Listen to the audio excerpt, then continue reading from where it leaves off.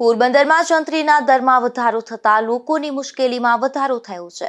એક જ વિસ્તારમાં એક જ રોડ પર અલગ અલગ જંત્રીના દર નક્કી કરવામાં આવતા વેચાણકારો અને ખરીદદારો બંને મુશ્કેલીનો સામનો કરી રહ્યા છે।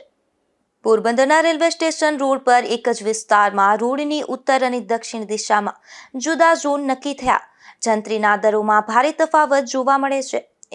એક ઝોનમાં જંત્રીનો દર પ્રતિ મીટર ₹12,000 દર્શાવવામાં આવ્યો છે, જ્યારે સામેના ઝોનમાં દર ₹25,000 થી ₹30,000 સુધી પહોંચે છે। આ વિસંગતતા લોકોને આશ્ચર્યમાં મૂકે છે। જૂના રહેણાંક એપાર્ટમેન્ટમાં જંત્રીના દર વાસ્તવિક બજાર ભાવ કરતાં પણ વધારે હોવાનું સામે આવ્યું છે।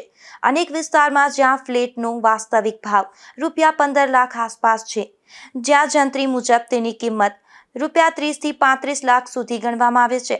પરિણામે દસ્તાવેજ ખર્ચ જ ₹3 લાખ સુધી પહોંચે છે, જેના કારણે ઓછી કિંમતની મિલકતો માટે ખરીદદારો આગળ આવતા નથી। કોમર્શિયલ મિલકતોમાં પણ સમાન પરિસ્થિતિ જોવા મળે છે। ફર્સ્ટ ફ્લોર અથવા તેના ઉપર આવેલી ઓફિસો અને દુકાનો માટે જંત્રીના દર ભાવ બજાર કરતાં પણ વધારે છે। ફર્સ્ટ ફ્લોર અથવા તેના ઉપર આવેલી ઓફિસો અને દુકાનો માટે જંત્રીના દર બજાર ભાવ કરતાં વધારે છે, જ્યારે વાસ્તવમાં બીજા કે ત્રીજા માળે દુકાનના ભાવ 50% જેટલા ઓછા છે। તેમ છતાં જંત્રીના ઊંચા દરોને કારણે ખરીદદારોને વધુ સ્ટેમ્પ ડ્યુટી ચૂકવવી પડે છે। છાયારણ વિસ્તારમાં પાણીવાળા પ્લોટ માટે જંત્રી ₹20,000 થી ₹25,000 દર્શાવવામાં આવી છે, જ્યારે નજીકના સારી જગ્યાવાળા પ્લોટમાં પણ ₹25,000 થી ₹30,000 સુધી જંત્રી બતાવવામાં આવી રહી છે। આ પ્રકારની ગેરસમાનતા બજારમાં અનિશ્ચિતતા ઊભી કરે છે। સ્થાનિક રિયલ એસ્ટેટ વર્તુળમાં માનવામાં આવે છે કે વધારેલી જંત્રીના કારણે બજારમાં લેવડ-દેવડ ઘટી છે અને અનેક સસ્તી મિલકતો પણ વેચાતી નથી। ખરીદદારોને જંત્રી મુજબ સ્ટેમ્પ ડ્યુટી ચૂકવવા માટે વધુ વ્હાઇટ નાણાંની જરૂર પડે છે, જેના કારણે બેનામી વ્યવહારને પણ પ્રોત્સાહન મળે તેવી શક્યતા વ્યક્ત કરવામાં આવી છે। રાજુભાઈ, જે આ જંત્રી બાબતનું જે ઝોન વાઇઝમાં શું વિગત શું છે આખી, એક એડવોકેટ તરીકે તમારી શું કહેવું છે? જંત્રી એટલે સરકાર પોતાના સ્ટેમ્પ ડ્યુટી વસૂલ કરવા માટે અપેક્ષિત કે નિર્ધારિત કરતા ભાવ હોય છે, જે દર 5-10 વર્ષે રિવાઇઝ થતા હોય છે। 2011માં બનેલી જંત્રી 10 વર્ષ સુધી કોઈ ફેરફાર કર્યા વગર એમને પડી રહી।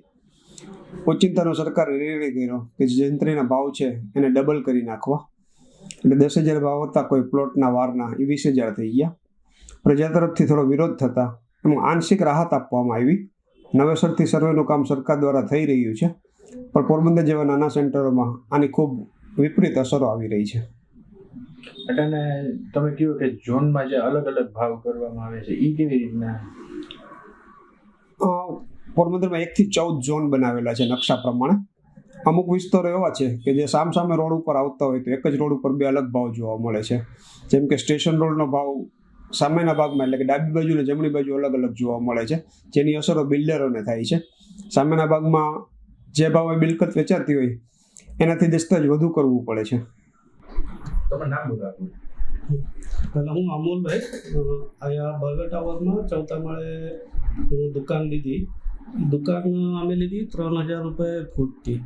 હવે અત્યારે જંત્રી સરકારે એ ₹8,000 કહે છે। એ પ્રમાણે મને લગભગ 3 થી 4 નોટિસો આવી કે તમે ₹8,000 લેકે ઓલું જંત્રી ઓલું ભરો કરીને। હવે અમે દુકાન જ ₹3,000 ફૂટથી લીધેલી છે, તો ₹8,000થી કેમ પોસાય માણસને? હવે મારે વેચવા જવું તો એ ₹8,000 હું લીધી આટલામાં, 8,000માં તો કોઈ લેવાવાળું છે જ નહીં। તો આમાં ખરેખર સરકારે ધ્યાન દેવું જોઈએ અને ખરેખર ધંધા રોજગાર માટે કે આ રીતે બધી વ્યાજબી બધી રાખીને કરવું જોઈએ તો પોરબંદર થોડુંક આગળ વધશે। તમારું કેવું શું છે કે ખરેખર જંત્રીના ભાવ છે એ સરકારે ઘટાડવા જોઈએ? ઘટાડવા જ જોઈએ ને। હવે જો દુકાન જ હું ₹3,000 ફૂટથી લઉં અને તમે જંત્રી ₹8,000 કરો તો મારે કઈ રીતે આ બધી વ્યવહાર આગળ વધે? હવે નાના માણસો પછી કંઈ આગળ ના આવી શકે ને, અને જંત્રીમાં સરકારે ખરેખર ધ્યાન દોરવું જોઈએ તો નાના માણસો આમ ધંધા રોજગારમાં આગળ વધશે અને થોડોક પોરબંદરનો વિકાસ થાય। જાહેર માંગ મુજબ જંત્રી દર વર્ષે વાસ્તવિક બજાર પરિસ્થિતિને ધ્યાનમાં રાખી સુધારવા જોઈએ।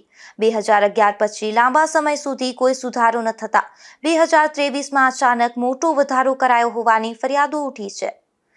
નિપુલ પોપટ સાથે અશોક થાનકી, ગુજરાત ન્યૂઝ, પોરબંદર।